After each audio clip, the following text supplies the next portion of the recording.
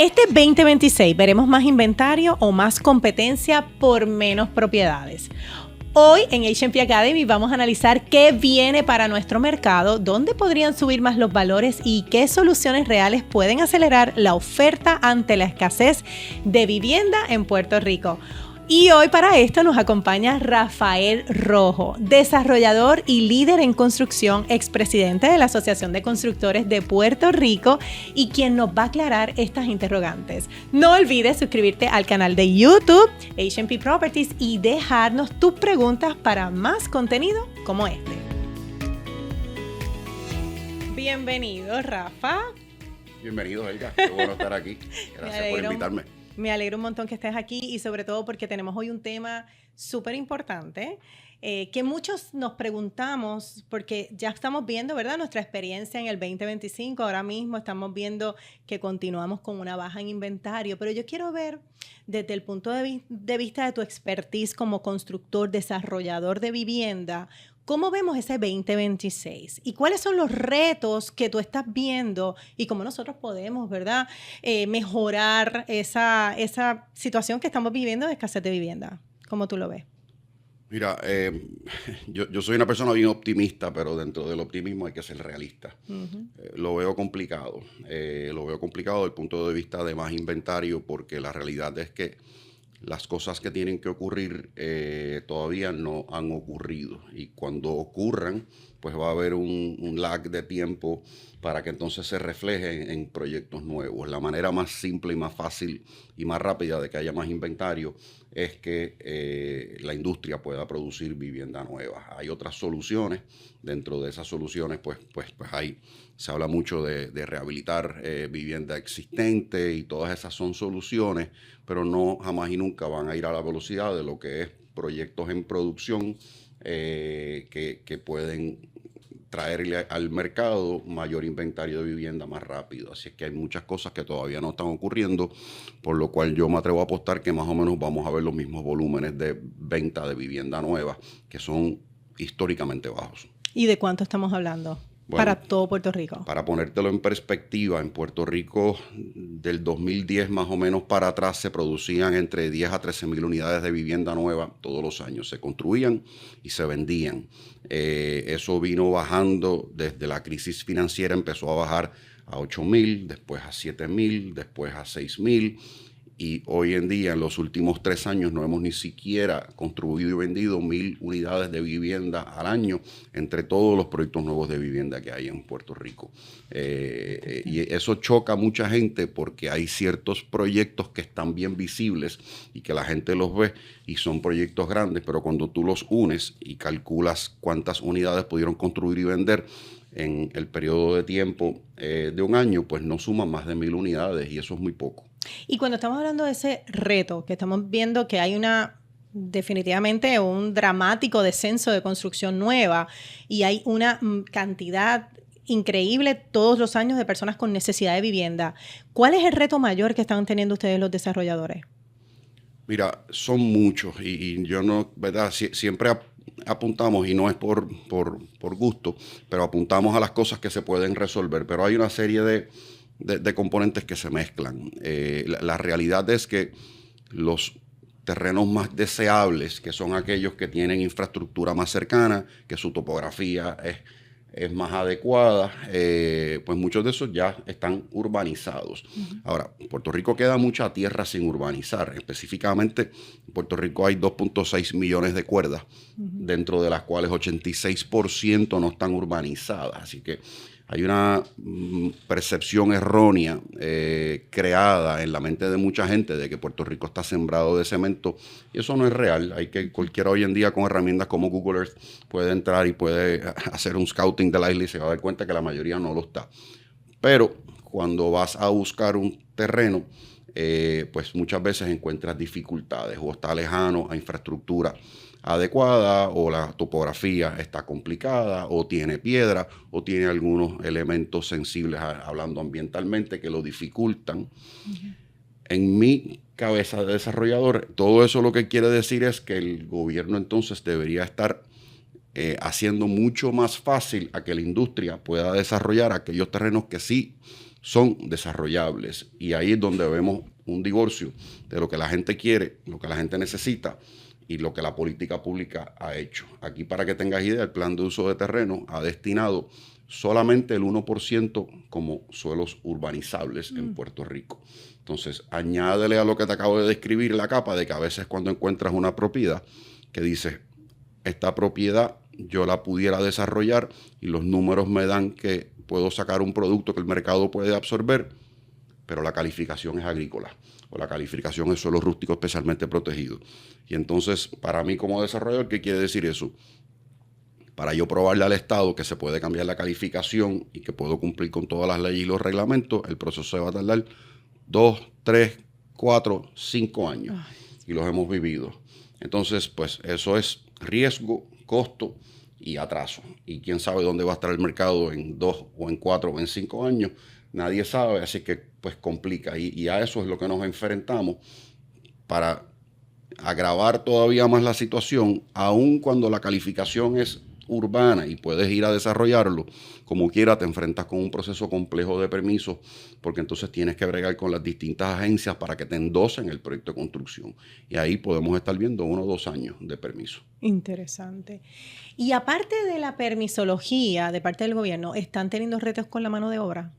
Sí, muchos retos con la mano de obra. O sea, está bien complicada. La realidad es que lo que nos trajo el mundo post-pandemia de dinero fácil en manos de mucha gente cambiaron un poco las realidades de muchas personas, la manera en que deciden emplear su tiempo. El trabajo remoto ha sustituido mucho trabajo, trabajar bajo el sol no es fácil, y también la baja en construcción en las décadas anteriores hizo que muchos de los empleados de la industria migraran a otros lugares donde sí había más actividad económica, típicamente en mercados en Estados Unidos. Así es que eso es algo que lo estamos viendo y que nos afecta mucho el poder arrancar proyectos y a veces el timing. Tenemos que a veces decir, estoy listo con un proyecto que puedo arrancar aquí, no tengo la gente, tengo que esperar a terminar este proyecto para entonces usar ese crew o ese equipo para pasarlo a este proyecto. Es el tipo de decisión que tenemos que tomar para jugar un poco de ajedrez con esas limitaciones. Y Rafa, ¿han pensado alianzas en otros países para traer personal para construcción? ¿Se ha hablado, qué ideas estamos trayendo para poder subsanar ese problema? Sí, se ha hablado mucho, pero es un problema bien, bien complicado. Ahí viene, ¿verdad? Esos son lo que le llaman las visas H-2B, y hay programas para eso, pero te estoy hablando de memoria, me puedo equivocar, pero sí, si no me equivoco, la ronda anterior que abrió el gobierno federal, porque es quien maneja el tema migratorio, eran 60,000 personas las que se permitían a nivel nacional. Todos los estados tienen necesidad de traer personas para empleados que hacen falta, y de esos 60,000 a Puerto Rico le tocaron 0.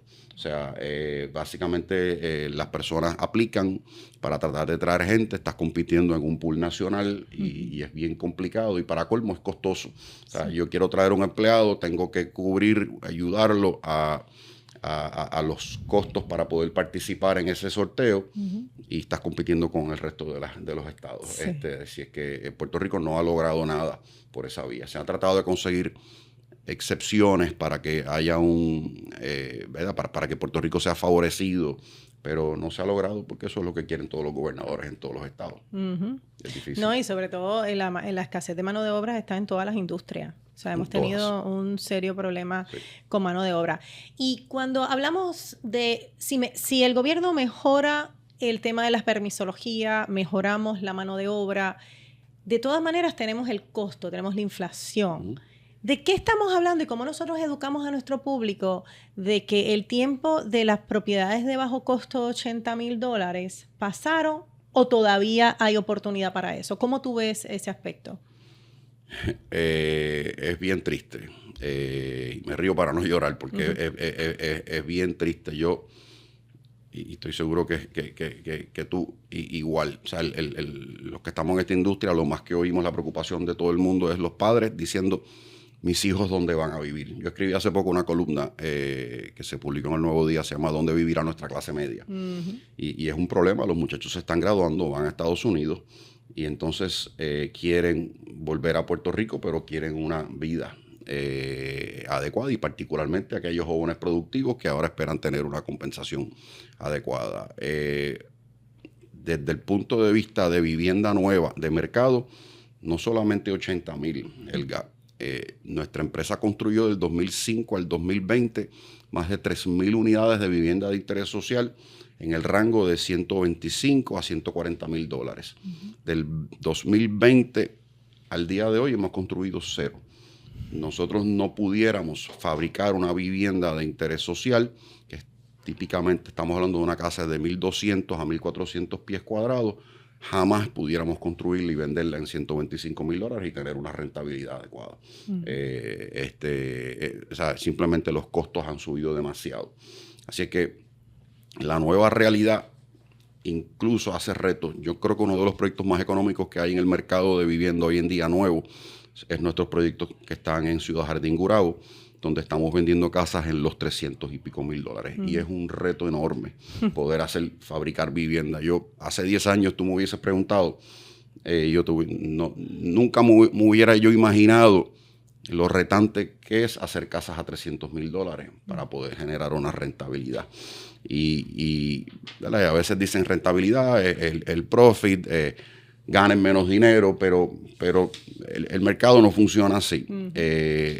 Para el financiamiento de cualquier proyecto, con unos riesgos tan increíbles que tiene cualquier proyecto de vivienda, que los financiamientos son de 30 millones de dólares para arriba, el banco requiere que haya más que...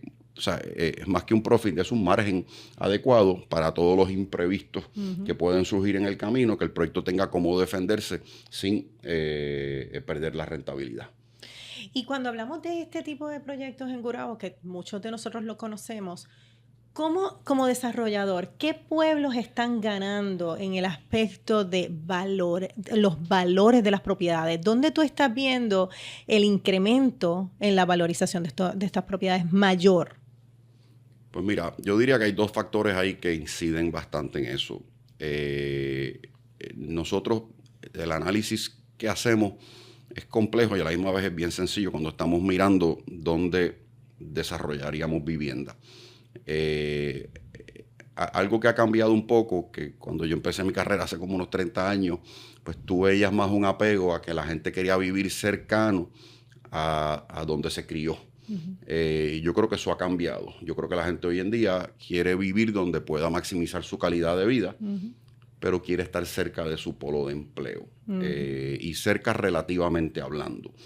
Para mucha gente hoy en día, en el mercado que estamos nosotros en Gurabo, tenemos muchas personas que trabajan en San Juan y que a pesar del tráfico y a pesar de la distancia, prefieren viajar porque saben que cuando llegan a su casa y pasan ese control de acceso, sienten paz, sienten tranquilidad, tienen áreas verdes, tienen amenities, tienen todo lo que están buscando y el fin de semana tienen calidad de vida. Y entonces pues la gente muchas veces prefiere eso en muchos casos. Por lo menos esa ha sido nuestra experiencia. Así que los municipios que han sido más visionarios, que desafortunadamente son pocos, y han logrado que dentro de sus planes de ordenación territorial creen espacios para que esta vivienda se dé, pues tú ves una valorización de esas propiedades.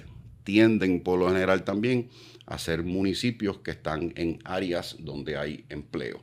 Ese corredor entre Caguas y Humacao es un corredor bien activo, de mucha demanda, porque hay mucho empleo, porque hay mucha manufacturera, fábricas, farmacéuticas que están allí y muchos de esos son clientes nuestros, pero como te dije, a veces hay gente que viene de San Juan, así es que está el factor del municipio y la habilidad de poder desarrollar terrenos dentro del municipio, están los empleos que estén y están las vías también. En Puerto Rico hemos dejado de construir infraestructura en general, pero carreteras, que muchas veces las carreteras te abren avenidas de desarrollo. Literalmente, cuando se invierte en un acceso, pues ya tú le haces fácil a alguien que vive o trabaja más alejado a que pueda entonces ver una propiedad porque el acceso es más cómodo, es más fácil. A la gente no le gusta tener que, por alguna razón, el expreso no le es tan malo como cuando tienes que llegar a la ruralía y tienes que entrar por mucho camino y mucha curva. La gente le tiende a coger miedo un poquito a eso. Y cuando hablamos de fricción en valores, o sea, vamos a ver qué segmento. En Puerto Rico construimos casas, condominios, walk-ups, diversidad de, ¿verdad?, alternativas de vivienda. ¿Qué segmento tú ves que va a ser el que más se va a impulsar y el que más va a tener presión? O sea... Mira, hay alguna gente que me critican porque dicen que yo no favorezco el redesarrollo de los centros urbanos ni la construcción vertical. Y eso está bien lejos de la realidad. Yo siempre digo, nosotros los desarrolladores somos un instrumento para servir una necesidad, una demanda del mercado donde ella surja. Uh-huh. Como personas de negocio, nuestro entendimiento ha sido que el puertorriqueño prefiere, y no quiero generalizar, en su mayoría prefiere la vida en comunidad, en urbanizaciones, en master plan communities. Y a nosotros nos ha gustado servir ese mercado aquí en Puerto Rico. En República Dominicana, donde nosotros ya llevamos casi 10 años desarrollando, no hemos hecho una sola casa. Todo lo que hemos hecho ha sido redesarrollo en centros urbanos y condominios. Uh-huh. Porque al dominicano le gusta el estilo de vida en condominios, se sienten más seguros, hay unos temas sociales, hay unos estigmas, hay 20 razones. Y a eso es lo que nosotros estamos sirviendo en República Dominicana. Uh-huh. Si nos vamos a Florida, que nosotros hemos desarrollado en Florida, multifamily rentals, porque hay una población transiente bien grande, hay mucha gente que no va y echa raíces porque están o detrás de un empleo o de una educación y alquilan. Uh-huh. Y eso es lo que hemos nosotros servido. En Puerto Rico, nosotros lo que hemos visto ha sido que el grueso de la demanda ha sido para ese tipo de comunidad y que la gente, en su mayoría, no prefiere vivir en condominios. Y vuelvo, y no me gusta generalizar, hay excepciones. A mí me hago siempre esta anécdota que siempre me encuentro comiquísima. Susan Soltero, cuando yo empecé de presidente de la Asociación de Constructores, me está entrevistando y me dice, ¿cuándo ustedes van a dejar de desarrollar en los suburbios y van a volver a redesarrollar los cascos urbanos? Y yo le contesto, bien sencillo, Susan, cuando la gente quiera volver a vivir en condominios, nosotros los construiremos. Y le digo yo a ella, ¿y tú dónde vives? Y me dice, yo vivo en una casa, a mí no me coges ni loca en un condominio. Entonces yo le digo, bueno, esa es la realidad. Después de eso, la verdad que hicimos bien buena amistad y creo que nos entendimos. Sí, pero ese es el tema, o sea... Ese es el negocio de ustedes, es ir donde está la demanda. Es ir donde está la demanda. Y quiero ser honesto, o sea, la realidad es que nosotros también tenemos una función social. Uh-huh. y yo quisiera hacer desarrollos en los centros urbanos. Entiendo la validez, entiendo sus ventajas, uh-huh. Pero entonces te enfrentas a un esquema de costos mucho más complicado. Dicen que hay infraestructura, sí la hay, pero está a falta de capacidad y entonces se encarece más que tú llevar infraestructura nueva a un suburbio. Es más económico que tú tener que reemplazar una existente. Te encuentras con mucha más oposición de las comunidades a los proyectos, que es algo que no se dice muchas veces. Muchas veces nosotros vamos a una vista pública en un proyecto en un suburbio y no va nadie. Y vas a una aquí en un centro urbano y tienes una comunidad activista que se va a oponer, lo que le llaman en inglés el NIMBY factor, not in my backyard. Todo el mundo quiere redesarrollar los centros urbanos, pero no. Si es aquí tumbar un edificio colindante a mí, yo me voy a oponer porque me va a afectar o tienes distintas razones de pensar y van y se oponen. Entonces, pues complica. Si es que el cuadro no es idóneo tampoco para ese tipo de construcción. Y ven acá, Rafa, ustedes lo que son... Hemos visto, digo, en mis años cuando iba a ver propiedades reposeídas, veíamos complejos abandonados, que hoy día pues ya eso no existe porque se han comprado y se han rehabilitado. ¿Qué tú opinas de rehabilitar estorbos públicos? ¿Es una alternativa a la escasez de vivienda? Lo es, y no sé por qué se sigue hablando y hablando y hablando, pero no se legisla, porque es lo que hay que hacer. Hay que incentivarlo. No es la solución que lo va a resolver todo. Y desafortunadamente, los que más hablan de eso, por lo general, son personas que tienen una visión en contra de que haya más vivienda planificada y vivienda nueva. Y usan esto como una manera para decir, es esto lo que hay que hacer, aquello no. Yo pienso que hay que hacerlo todo. ¿Qué yo legislaría?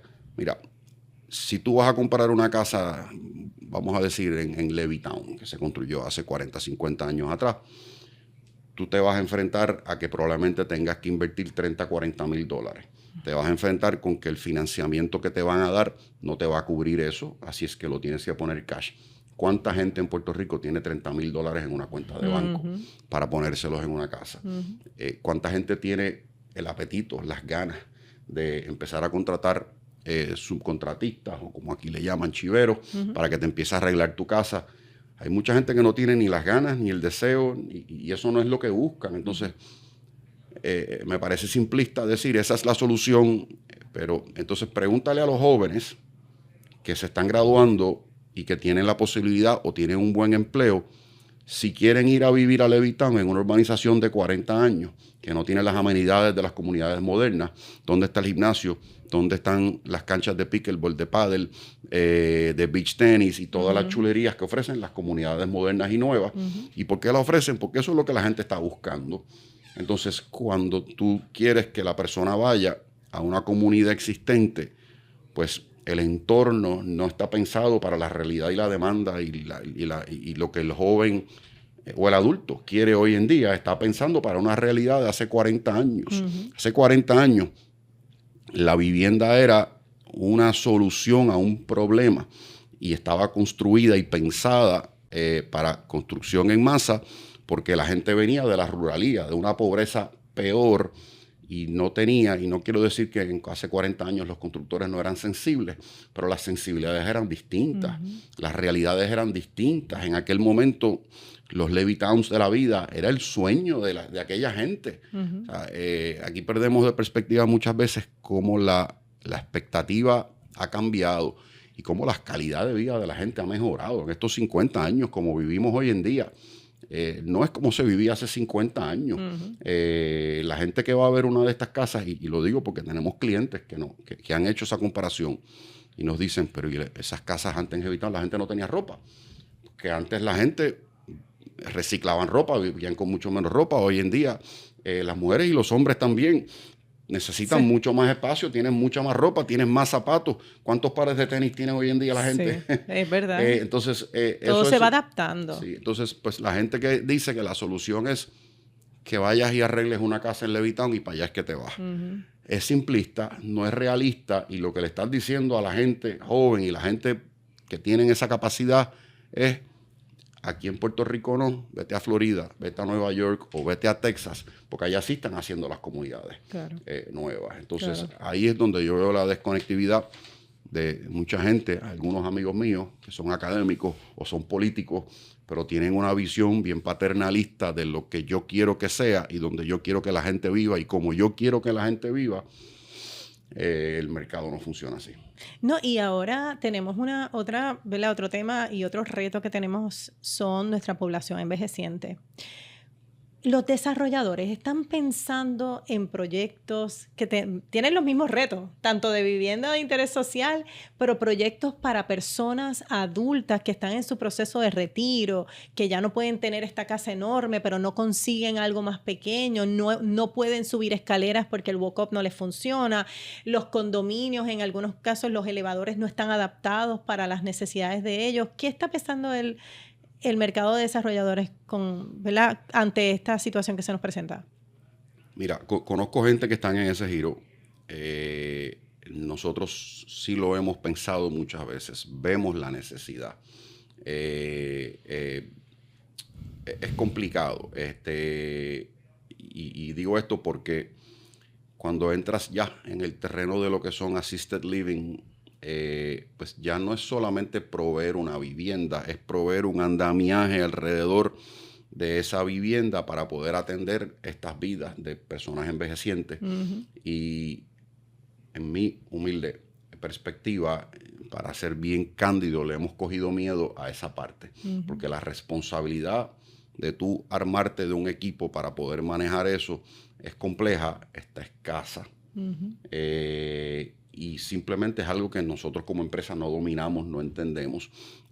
Aquí sí han habido personas que con éxito han logrado ese tipo de proyectos y se han desarrollado varios assisted living, pero son nichos que, ¿verdad? Yo no domino, así que no me gusta hablar de las cosas que no conozco. Lo hemos mirado y le cojo miedo, porque donde yo creo que nosotros como empresa nos hemos desarrollado muy bien es saber leer los mercados, entenderlos y darle al mercado lo que el mercado está buscando, y el trabajo es un poco de cómo desarrollar la comunidad, cómo desarrollar un estilo de vida, un ambiente, una comunidad. Pero ya cuando entras a ese tema de envejecientes y assisted living, pues ya el negocio es otro.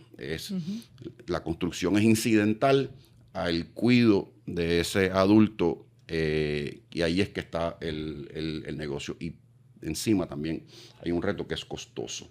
Y necesitas un porcentaje de mucha gente que tenga esa capacidad, y lo que estamos viendo es que por lo general el envejeciente que tiene un poco más de capacidad migra a Estados Unidos a este tipo de facilidad, que proveen unas facilidades increíbles, y tiene pues mucha más personal, más experiencia atendiendo este tipo de proyectos.